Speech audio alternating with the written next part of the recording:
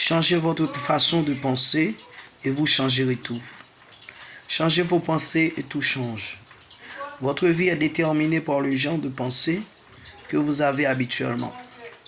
Si toutefois vos pensées ne changent pas, vous suivrez votre mieux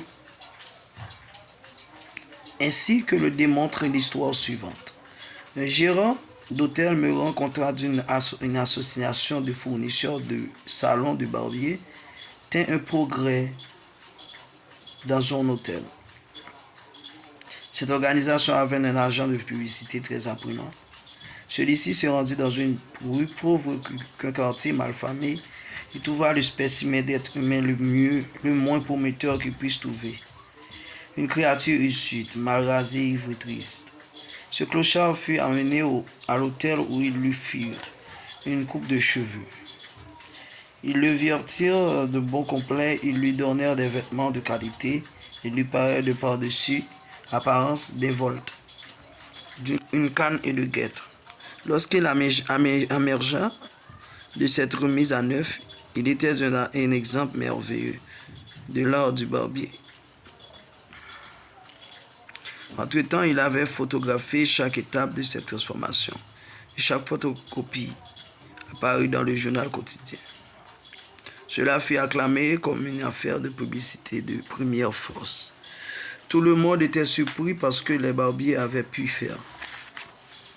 Avec l'aide des tailleurs pour refaire un homme, le gérant de l'hôtel était impressionné.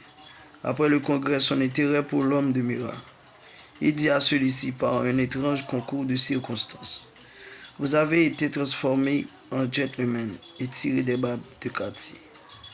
Maintenant, vous avez une grande opportunité à portée de la main. Je vais vous donner un emploi dans un autre hôtel que je gère. Je vais vous appuyer et nous allons faire de vous un homme prospère. Quand vous rendez-vous au travail, l'homme répondit: disons demain matin à 8 heures. Un doute traversa l'esprit du gérant d'hôtel, mais il accepta. Le doute revint à 8 heures le lendemain matin, lorsque son homme n'apparut pas et il ne se montra pas non plus de la journée. Alors le gérant, suivant une intuition, se rendit sur la rue où l'on avait d'abord trouvé l'homme et après une recherche, le trouva ivre mort, endormi sous des journaux dans une ruelle, ses beaux vêtements froissés et sales. Le gérant d'hôtel raconta que cela fut l'expérience la plus décevante. Les barbiers ont peut-être été capables de le nettoyer à l'extérieur, mais vous ne savez jamais rien faire d'un homme jusqu'à ce que vous le changiez à l'intérieur également. Et il ajouta tristement: j'aurais aimé le tenir juste un peu plus longtemps, car ce qui ne l'avait pas chez cet homme était sa façon de penser.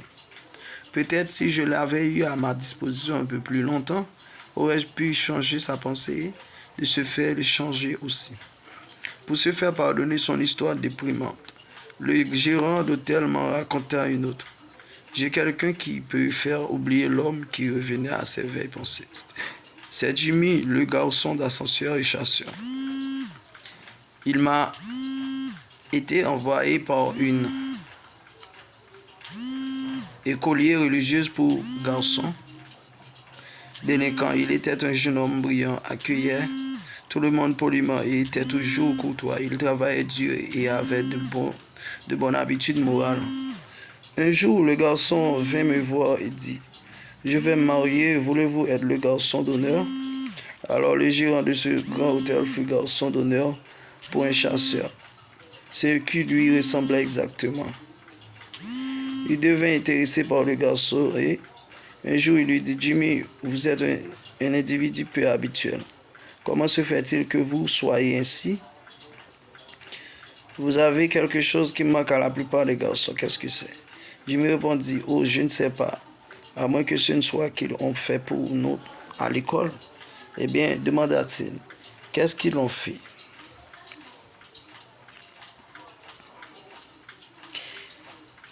Eh bien, le garçon répondit un air pensif: oh, je ne sais pas.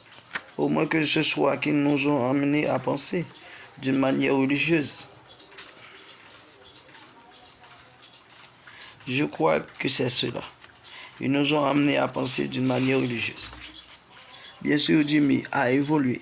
Il a découvert que la vie est ce que nos pensées font-elles.